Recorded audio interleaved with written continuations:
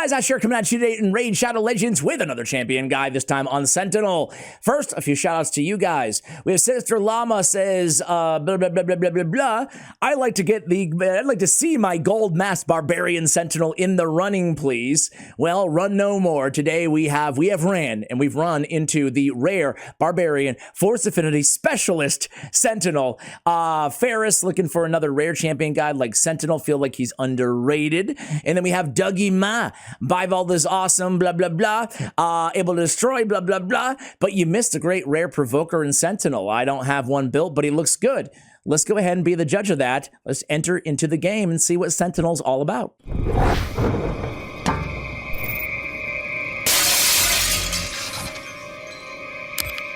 So as I mentioned, just so inarticulately in the beginning, Barbarian Rare Champion, he is the Gold Face Killer, Gold Face Killer, not the Ghost Face, not of the Wu-Tang Clan, but of the Barbarian Clan. He's an HP-based rare. First of all, aesthetically for a rare, this dude looks pretty good, I would say. A little bit of, I don't know. I don't know. I feel like his mask is halfway between like comical and serious. I don't know what's going on here, but I like the aesthetic.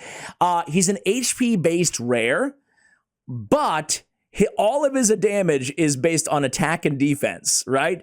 So he's really got a smorgasbord of damage output and really just unsure of who he is, I think, underneath that mask, right? Because he's got all three, HP, attack, and defense. I can't name another champion in the game who's HP based but scales off of attack and defense. Can you guys?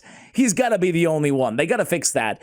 Moreover, his HP is good for an HP based champion, or for a rare in general, almost 19k.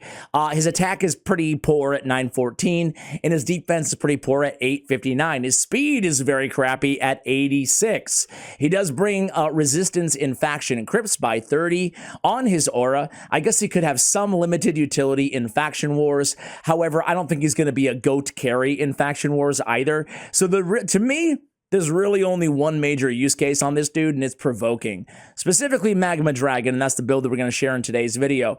Attacks one enemy, has a 60, make it a 70, 85% chance when booked of placing a provoke debuff for one turn if the attack is critical.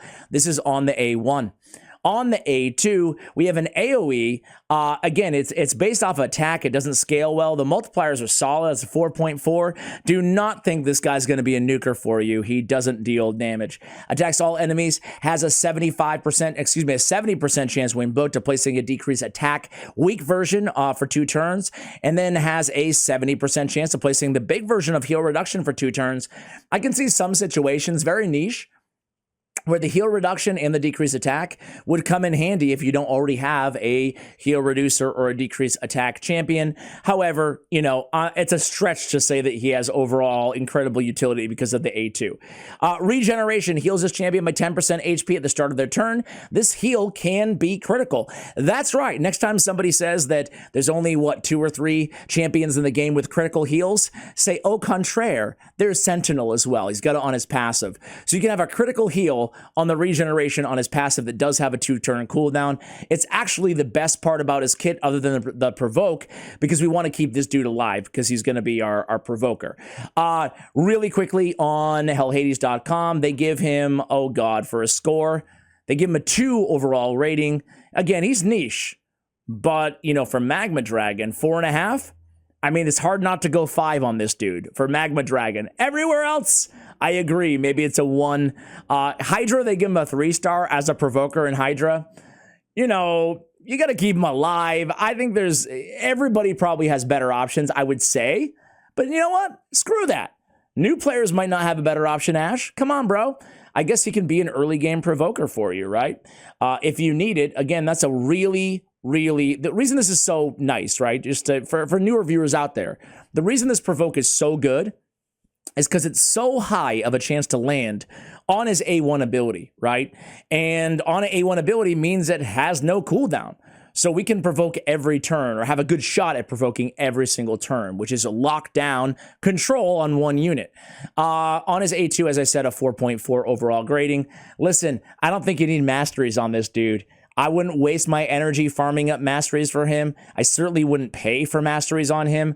I don't have masteries on him, but if you're going to go masteries, you would definitely want to go with War Master as your tier 6 to get some more damage, or you would definitely want to go with Fearsome Presence. Everything else after that, you know, some accuracy would be nice.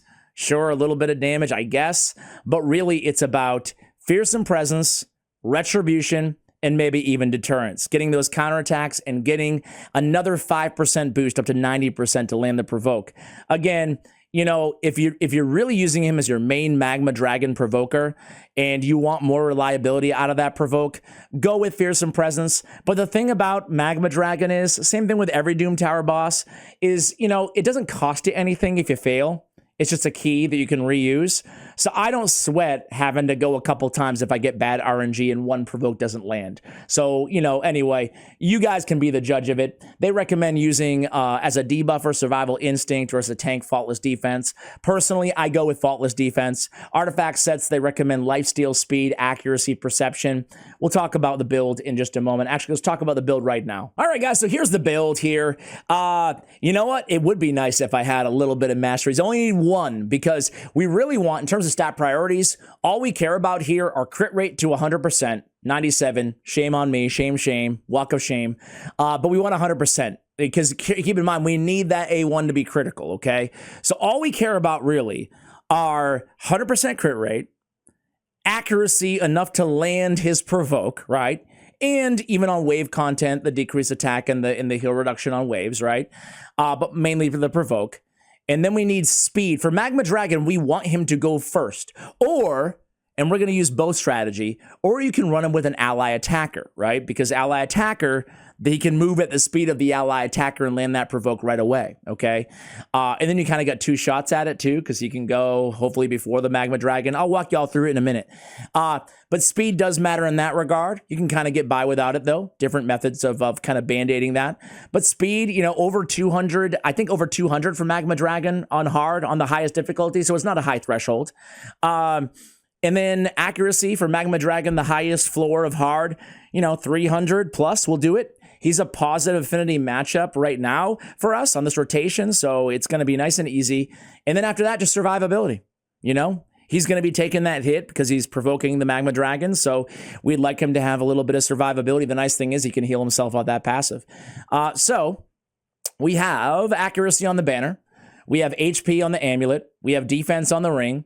We have just kind of a nice little smorgasbord of defense and HP where we can find it, some survivability. Keep in mind though, his HP percentage base, it scales way better than defense. So a savvy viewer, not me, but a savvy viewer, if you're building him, you'd be better off going with defense flat stat on the amulet and on the ring, and then HP percentage on the chest, okay? Speaking of which, HP percentage on the chest, speed on the boots, and crit rate on the gauntlets. I have an immortal set, I have an accuracy set, I have a perception set, mainly just to illustrate the 3 things that we care about on this dude. Speed, accuracy, and some survivability, right? Plus the extra tiny little heal helps, right? So defense flat stat, again, the way to go for the ring. Let's see, masteries, as I said, I think this might be the first champion on the entire channel out of 300 champions that I don't have masteries done for. No need. Skills, he should be skilled up, okay? Use your rare skills. If you're going to use this dude as a provoker, you need to provoke. So skill him up. It's just rare skill tomes. You'll get him back, right? Faultless defense is the way that I went here. I do have him 4-star awakened, mainly for the stats. You know, HP resistance. This champion will receive less damage from each subsequent hit from multi-hit abilities. Okay, cool. It's nice to have, right? That's it. That's the build, guys. Let's go ahead and jump into Magma Dragon right away here. Doom Tower. This is the highest difficulty Magma Dragon, floor 110. Doom Tower hard. This is my main team. I will not use any of those champions, I promise. And, you know, I think he's a great option for a provoker. Before, if you don't have like a war chief, you know, for example, or you can't just brute force your way in with 8 newts and Acrisias, right? I'm going to run him with this squad. Want to be very clear here. We probably could just, let's see, go accuracy and no, dungeons only. Does anybody have no, we have no auras that we can use. What a bummer. Either way, doesn't matter. Let's just go into it here. I just want to be clear though. None of these champions are important to this run. The reason that we have an ally attacker is just to illustrate the power of having an ally attacker on the same team as him. It's really good, right? Again, we get more chances to land that provoke. It takes away a little bit of the RNG, right? Getting that extra A1 hit on the table. So we go in with his A2. He does nothing. Again, even if we build him for damage, he's not a big damage dealer at all. Not because the multiplier is not good, but rather because the attack is so dang low. All right, let's go, let's go, let's go. It's A1 here. The waves are pretty dang easy on Maga Dragon. It's kind of weird with Doom Tower. Sometimes the waves are like really challenging and, you know, they take a lot of, or at least they're very tanky is a better way to put it. And sometimes the waves are like an absolute joke, right? And these ones, thankfully, are an absolute joke.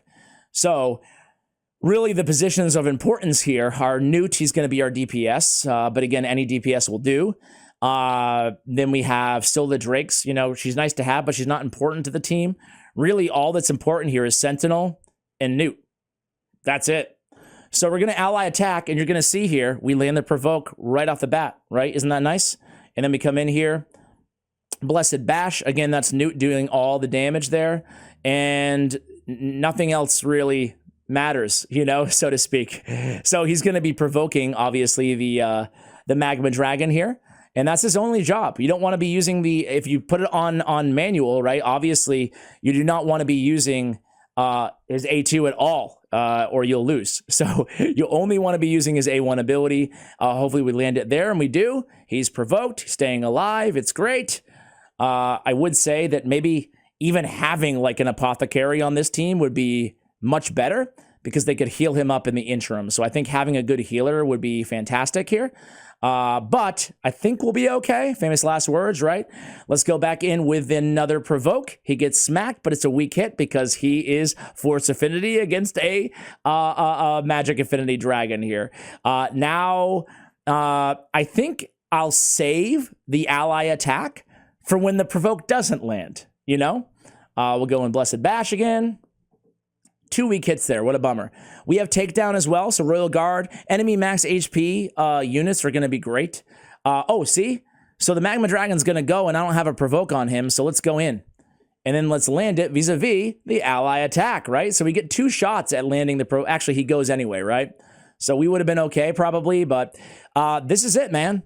It's really cool to have a rare champion who sucked at basically everything in this game suddenly have some viability and some content. You know, obviously Doom Tower is not new here, but still, it's nice that he has something that he brings to the table. And here he goes again, Maga Dragon. Oh, he doesn't land it there. Uh-oh, and we burned our ally attack. Wait a second. As I said, some RNG in the run. Maga Dragon smacks very hard. That's what happened if he doesn't get provoked. Luckily, everybody stays alive. So I think we're going to be okay now. So we can recover even with 1 weak hit here, or I shouldn't say weak hit, 1 non-provoke landing. And thankfully here we do have also a Reviver and still the Drakes on the team. We're totally cool. I don't even know, frankly, if all these champions have gear, so it is what it is. Hardest difficulty Maga Dragon done, and it was really thanks in a massive part to Sentinel. He's a great provoker, guys. I could sit here and chat with you guys for another 20 minutes, but to me, that's Sentinel's really main use case. I mean, you know what else he does? I guess in the early game, you can use him in maybe like some dungeons or something like that for a decreased attack option. But really, in terms of a boss that needs to be provoked, it's Maga Dragon. Guys, thanks so much for watching, and as always, take care, guys.